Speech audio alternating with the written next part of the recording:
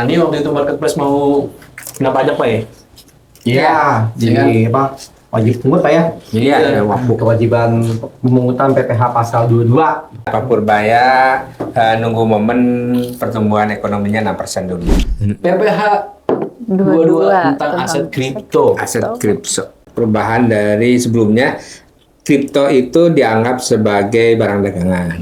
Ditanggung PPh pasal 21-nya untuk pegawai di sektor pariwisata. Sebenarnya istilahnya pariwisata. Iya, Istilahnya apa sebelumnya tidak diatur, ini kemudian di per ini diatur. Diatur itu maksudnya dijadikan data konkret. Kalau misalkan ada bikin faktur pajak, Ya. tapi nggak pernah dilaporin SPT-nya, gitu kan. Nah, dia langsung di apa namanya?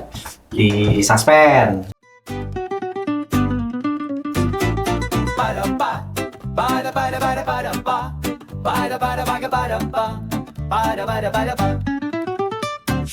Balik lagi di Suara Pajak. Solusi perpajakan Anda. Pesen dong, pesen. Iya benar, iya benar maaf. Ini kita mau pesen. Jujur bener. Santai aja santai. Saya minta Saya mau apa nanti saya yang bayar. Aman, Satu aman. warung ini bisa nggak dibeli satu warung ini? Bagus, tolong. Tolong. Ujung-ujungnya emang kasihan Pak. apa? Saya Markisa. Bisa. Itu strawberry tuh, sabun loh. Sabun itu. Jangan. Sabun banget wangi strawberry. Wanginya aja. Wangi Emang itu buah. aja lah biasa. Susu, Saya mau isi. pakai jahe. Susu jahe. Selamat aja, selamat. Selamat, Ya. selamat. Selamat. Iya. Selamat aja, Iya, selamat. ambil. Ambilin apa? Ya elah. Bismillah. Nah, gitu. Mau dong yang kuning-kuning nggak? Oh, yang kuning tuh. Mau tuh. Mau berapa tasnya? Satu aja. Satu aja. Emang. Kok tasnya sih ngomongnya? Ya, maksudnya lu mau berapa? Kasih. Sama.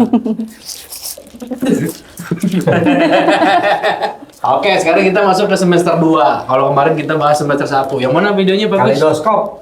Ini. Kaleidoskop semester pertama yang kemarin bagus Ya, ya. yang kemarin pokoknya. Sekarang Yang kedua. Dua. Semester 2. Semester 2. Di semester 2, kenapa tuh, Pak? Mulai bulan apa?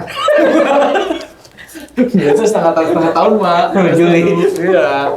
Nah, cuman ini semester 2 itu membahas tentang ekstensifikasi dan penegakan hukum. Ya.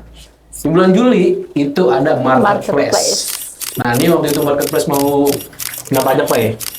Iya, jadi apa? Wajib pungut Pak ya? Iya. Kewajiban pemungutan PPh pasal 22. Betul. E-commerce sebagai pemungut Tapi pasal 22. Jadi nggak sih Pak? Ditunda. Oh, ditunda, oh iya benar. Apa budaya kayak itu ya? Ya, Pak Purbaya nunggu momen pertumbuhan ekonominya 6% dulu. Seperti maunya dia. Jadi nunggu dari BPS Pak ya? Iya, nunggu BPS.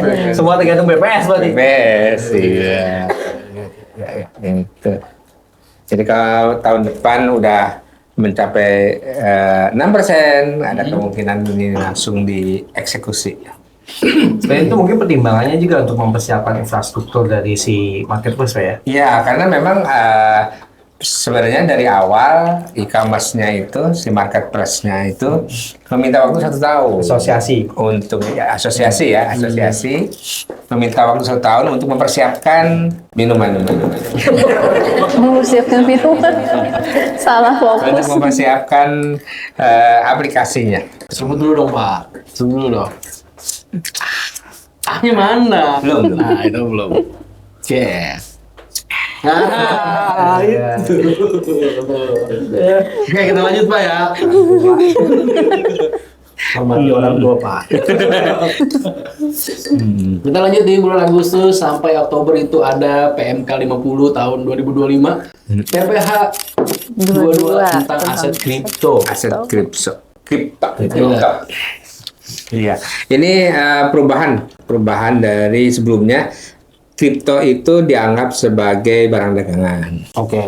Barang dagangan sama kayak ini nih, ini barang, ini barang. Nah, kripto juga barang gitu. Sebelumnya begitu. Kemudian di undang-undang apa ya? P2. Pokoknya yang terkait dengan keuangan lah.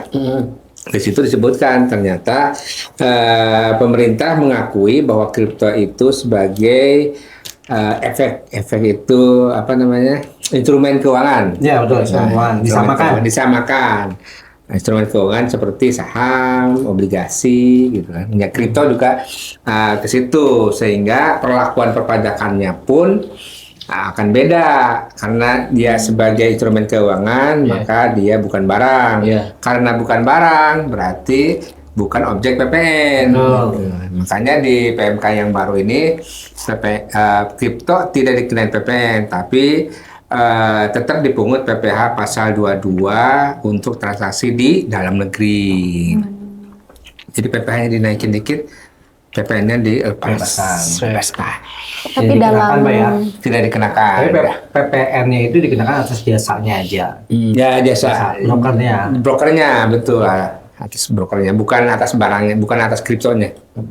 Tapi dalam PPh 22 ini tentang kripto nih Pak, dikenakan tarif berapa tuh kalau dua-duanya di PPh 22-nya? Seingat saya 0,1. Iya. Itu ya, 0,1 ya. Nah, Di Cianjur ada kripto. Cianjur ada apa ya di situ? Seingat saya di Cianjur ada Lesti Kejora. Asli sana. bukannya Cianjur Selatan ya? Iya, Cianjur Selatan. Memang dikenalnya Cianjur, ada siapa? Ada Lesti. Itu kan main kripto. Saya. Iya. Insya. Kenapa insaf? Sugi Pak.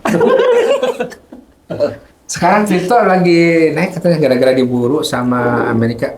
Oh. Jadi ada strategi Amerika borong kripto sama emas. Tujuannya karena katanya utang dolarnya itu terlalu tinggi sehingga dia mau menurunkan nilai dolar. Dia sekarang ngumpulin emas dan kriptonya naik, emasnya naik, dolarnya turun. Nanti jual deh itu si emasnya gitu, untuk bayarin. Oke, Indonesia banyak mas. Banyak Pak. Iya. Jawa Tengah ya.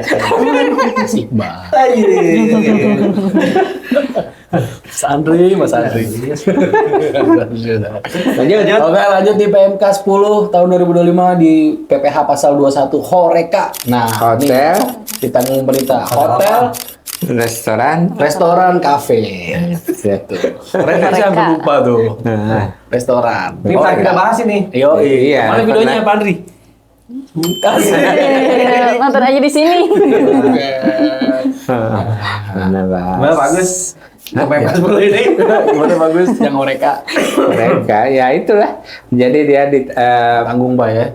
ditanggung PPh pasal 21-nya untuk pegawai di sektor pariwisata. Sebenarnya istilahnya pariwisata. Ya, istilahnya itu di medsos aja ya, Horeca istilahnya di media aja. Ini kan perluasan dari PMK sebelumnya Pak ya? Iya. Yang garment, garment, tekstil, garment dan industri kulit, alas kaki. Berarti kalau industri kulit itu juga kena tuh. Apa tuh Pak? Langsung Kulit ya. Beda dong. Beda dong Pak. Beda. Oke, lanjut. Ada masih di Agustus sampai Oktober itu ada Perdirjen 18 tahun 2025 mengenai tindak lanjut data konkret. Nah, ini Pak. Nah, ini tindak lanjut data. Ya. Ini lebih baru ya. Ya. betul. Jadi ini hal yang sebelumnya tidak diatur, ini kemudian di Per ini diatur. Diatur itu maksudnya dijadikan data konkret. Kalau dulu sih saya cuma 4 ya data konkret. Faktur pajak, dipotong, transaksi terkait dokumen transaksi ya, yang menunjukkan adanya transaksi saya lupa. Kalau sekarang Pak, Banyak ini. Tindak lanjutnya langsung ke pemeriksaan Pak ya? Ya. Ini ya. Kalau dulu sih nggak langsung ya, maksudnya dihimbau dulu. Dihimbau kalau memang tidak ada pembetulan bisa langsung pemeriksaan dan langsung dilakukan pemeriksaan spesifik sekarang ya, spesifik pemeriksaan data konkret. Hanya 2 minggu langsung terbit SPHP, surat pemberitahuan hasil pemeriksaan. Langsung Pak ya, Langsung cepat. Mungkin udah disiapkan dengan di Korteknya, jadi si AR-nya tinggal klik aja. Emang dulunya lama Pak? Dulu karena manual. Ada manual. Manual dulu, sebelumnya 1 bulan. Oh. 1 bulan. Itu pun banyak tidak dilakukan oleh AR. Kenapa Pak? Males. Ya aduh. Males bikin KKP-nya, kertas kerja pemeriksaannya. Kalau panjang loh ya. Tebel ya. Ya, karena namanya pemeriksaan itu ada apa ya, berkas yang harus dilengkapi ya, walaupun cuma formalitas gitu. Jadi ada kertas kerja pemeriksaan, ada laporan hasil pemeriksaan. Sementara selama ini AR itu kebanyakan ya cetak SP2DK, kemudian menghubungi wajib pajak, udah mau bayar atau enggak. Gitu. Paling banter bikin berita acara, selesai, case close, sampai di situ. Kalau pemeriksaan harus datang, harus dipanggil, bikin kertas kerja, selesai SPHP, kemudian bikin laporan. Nah itu prosedur itu yang tidak biasa dilakukan oleh AR. Makanya jarang ada yang mau, kecuali dulu diwajibkan dibikin ada pemeriksaan data konkret gitu. Kan selama ini AR lebih nyaman dengan nelpon, WA kan gitu. Restoran lah ya. Ininya sih dibayar gitu, sepanjang dibayar close. Ya memang betul, sepanjang wajib pajaknya sadar gitu, diingetin sedikit langsung bayar, ya itu benar. Case close gitu Pak. Cuma kan ada kalanya wajib pajak itu tidak punya duit. Sementara itu hak negara, gimana caranya? Harus tetap ditagih, namanya hak negara kan gitu. Ditagih dengan cara apa? Dengan cara diterbitkan surat ketetapan pajak supaya ada namanya produk hukum. Kira-kira gitu. Kenapa harus dilakukan pemeriksaan data konkret? Tindak lanjut data konkret Pak ya. Oke. Langsung di November lain. Ini November lain. Blokir apa itu? Musim hujan.